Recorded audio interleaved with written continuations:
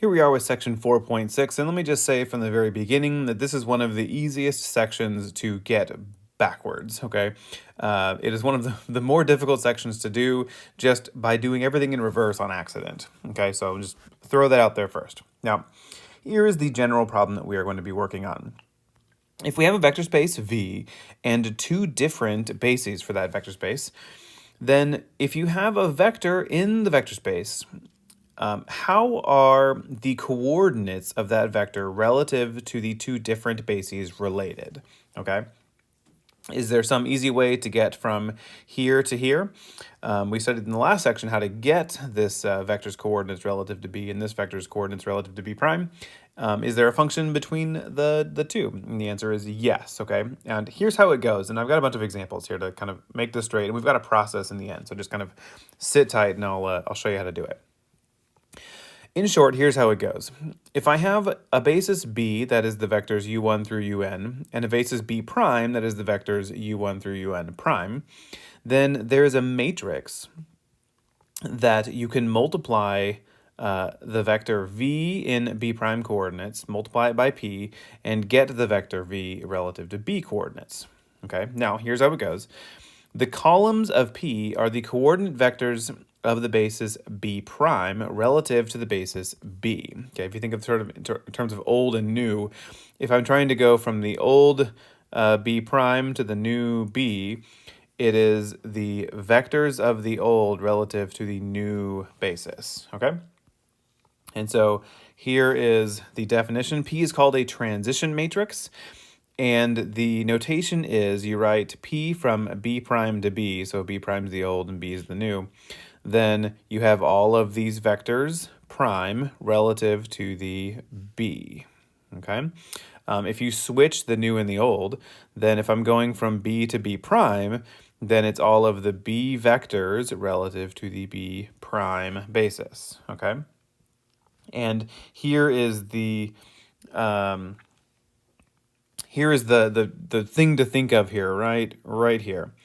Okay, so b prime to b, when you multiply with b prime, it gives you b, all right? And vice versa, b to b prime, when you multiply with b, gives you b prime. Okay, so let's do an example before I give the theorem here. So an example for simplicity, let b be the vectors I and j, I being 1, 0, and j being 0, 1, as we know. And b prime is 1, 2, and 3, 1. What is the p matrix that goes from b prime to b? Okay. So just looking at this previous page here. So b prime to b is this one right here. And so what I want is... this is my u1 prime, and this is my u2 prime. So this is the matrix that is my u1 prime relative to the b basis, and then u2 prime relative to the b basis. Okay, so this is the vector 1, 2 relative to b, and the vector 3, 1 relative to b. Well, what's b? B is the standard basis. So this column is already its own coordinates relative to b. And so this transition matrix is just 1, 2, 3, 1. Okay? And that's it. Okay, hopefully that made sense. Now, part 2, suppose that I have a vector whose b prime coordinates are 4, 5. Find the b coordinates for this problem. I should have said a and b, but that's okay. All that I have to do is ub is equal to the matrix P times ub prime. And I know these two things. That's 1, 2, 3, 1.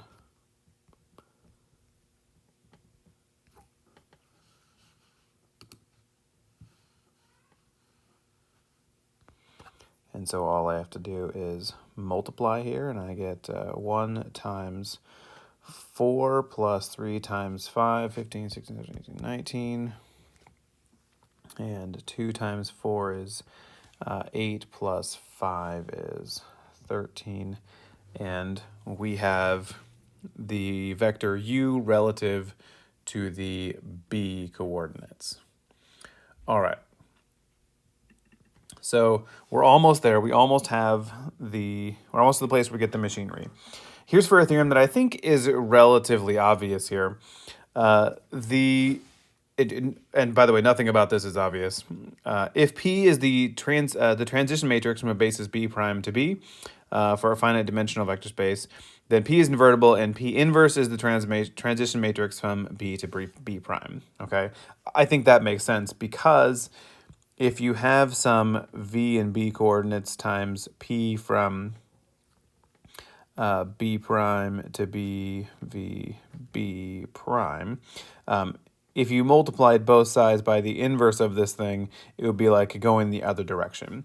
So multiplying on this side by P B to B inverse, right, would kill this thing, and it would just get to VB prime, all right? So I think that part is clear. When you multiply on the left by the other transition matrix going the other direction, it's going to work. Okay. So what is the... there's got to be a better way than just saying all of these column things, right? Because that's going to take a long time. So here is the method, okay? To compute a transition matrix, you form the matrix B prime B. This looks kind of like our inverse finding matrix, which, as we just discovered, this thing has an inverse. It should be related to this, all right? Form the matrix B prime B, and you're going to reduce it so the left-hand side is the identity. You know it will because it is a basis, right? So this left-hand side will always reduce to the identity. And once I get the identity on the left, I have the transition matrix from B to B prime on the right, okay? So these sort of end up reversing order in the transition matrix. Now, I want to do an example here that I don't want to have to do a lot of typing for, so I typed out the entire example so I can kind of point to things rather than spend all of our time, pushing buttons. Okay, so here's the example. Suppose I have a matrix B being U1 through U3 and B prime being U1 through U3 prime, okay? Here are my 3 U vectors for B, and here are my 3 U prime vectors for B prime, okay? Now, according to this transition matrix algorithm, what I do, if I want to find the transition matrix from B to B prime, right, that's what this is, I need to put B on the right and B prime on the left. So B prime are these 3 things, -6, -6, 0, there it is. -2, -6, 4, there it is. -2, -3, 7, there it is. Okay, so the B prime start over here as columns, okay? These things are all columns. Then I'll take these, and they'll be the columns on the right-hand side. So -3, 0, -3, there it is. -3, 2, -1, and 1, 6, -1. There we go. All right. So just take that thing and row reduce it. I get this matrix here on the right, which is my transition matrix from B to B prime. Okay, hopefully we're good so far. Just doing what the algorithm says. All right, now let's try and sort of use it and see how these things all fit together. Part B says, compute the coordinate vector WB, where W is this thing. Now, when I say W is this thing, I mean relative to the standard basis, not relative to B. So remember what we do is we essentially go A times U1 plus B times U2 plus C times U3 is equal to W, right? And that makes U1, U2, and U3 the columns of a matrix, meaning that column, that column, that column. And then your W is this column over here, and you're solving for A, B, C, and those A, B, and C are your coordinates. Okay, so I formed this matrix whose solution is the coordinates. So when you row reduce, you get the coordinates 1, 1, 1. And so A is 1, B is 1, C is 1, and that is WB that is w relative to the b coordinates. Okay. Now suppose I wanted to calculate wb prime. Okay, well, I could use the transition matrix, meaning I could use the matrix that we found up here in part A, and I could multiply it with the b. I just have a typo there. That's not prime. I could multiply it with the w and b coordinates, and what I will get is the w in b prime coordinates. So I just take that matrix, my transition matrix, and I multiply it with the 1, 1, 1 vector, and I get this thing, 19/12, -43/12, and 4/3. Okay, so that means that this w in b prime coordinates, I just have a little typo here too, that should be on the b, not on the w. Got my prime in the wrong spot. And so that means that this is w relative to b prime coordinates. Okay, now if we did this another way, if we did finding w relative to b prime coordinates in the same way we did part B, then what we would do is we would take the b prime vectors, 1, 2, 3 of them, right? -6, -6, 0, just right here, -6, 0, 6, 0, -2, -6, 4, and -2, -3, 7. So those are the columns here. And let's put a bar. And then we put the w on the right, the w relative to the standard basis. And then we row reduce this thing, and we get this matrix here. And so this is going to be w relative to b prime coordinates. And does that look familiar? Yes, it does. That is the w relative to b prime coordinates doing it directly. Now, one might say, that was kind of easy just to do this way. Why would I do that? And the answer is, well, we don't always need to do it for just one vector. We often want to do it for a bunch of vectors at once, or really transition all of the vectors from one vector space basis to another basis. Okay, so they actually are, I don't want to call them very frequent, but there are times that happen, regularly, that I need to actually compute all of the vectors at once relative to the new basis. And so this transition matrix is the way to do it all at once. Okay, so what I tried to get through with this example is, first of all, how to compute a transition matrix, a review of how to find the coordinates of a vector relative to one basis, and then showing that using the transition matrix gives me the exact same thing as computing it directly, okay? So this example really gave us all that we need to know for this section here, okay? What to do with the basis vectors, how to row reduce it, and what goes over here.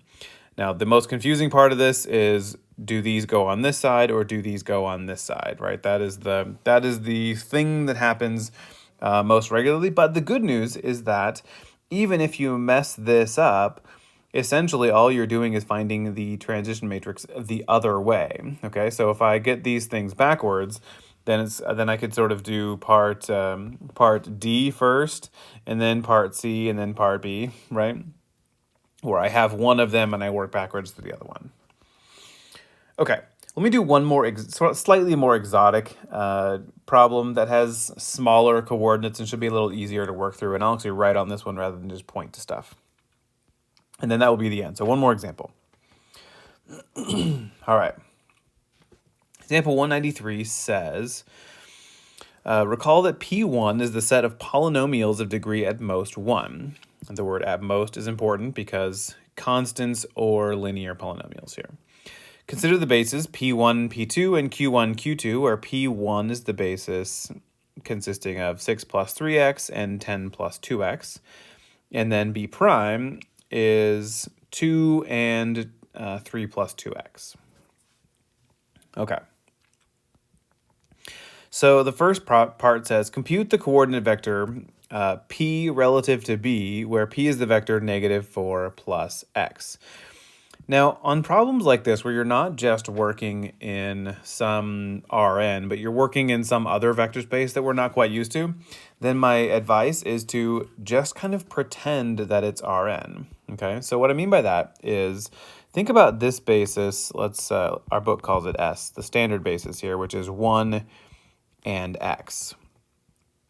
Then the P1 is relative to S is just the 6, 3.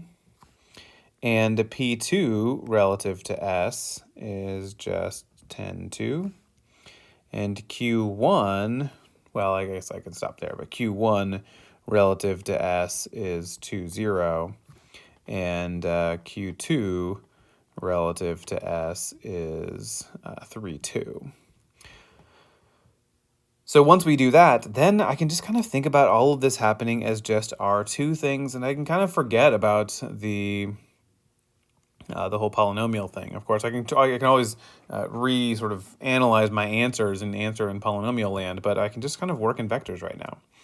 So once I do this, then the vector p relative to s, right, my new p vector here, is just the vector -4, 1. And so what I really want to do is just go 6, 3, 10, 2, -4, 1, because I have this one and I want to make this one. So then we row reduce it.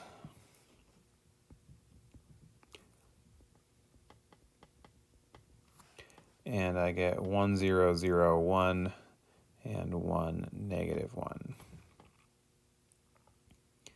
So that means that P relative to the basis B is 1, -1. Okay. And if I want to put that back together, I certainly can, right? I could take and do 1 times this minus 1 times this, and I could make that into a polynomial. All right?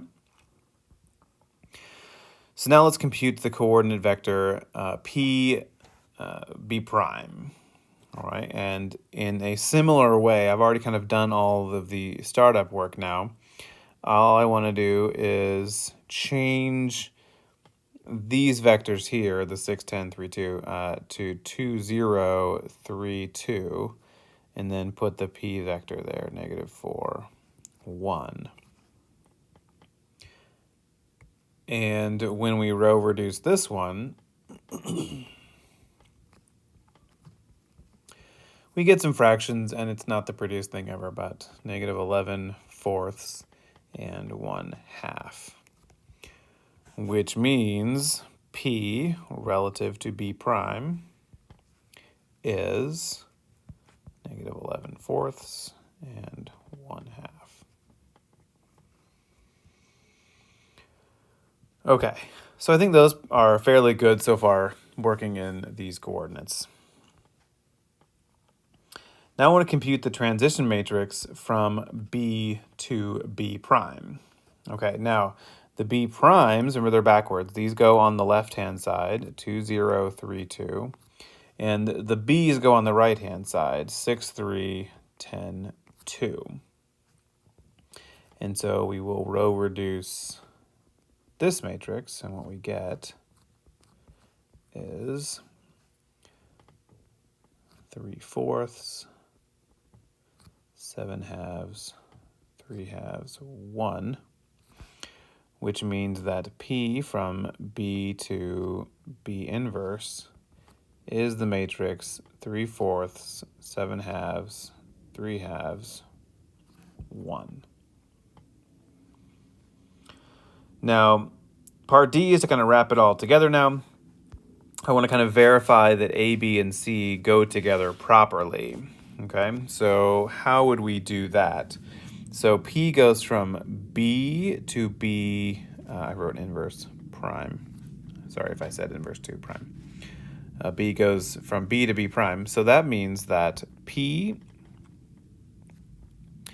B to B prime, this matrix, times V in B coordinates will give me not V, we're doing P, aren't we?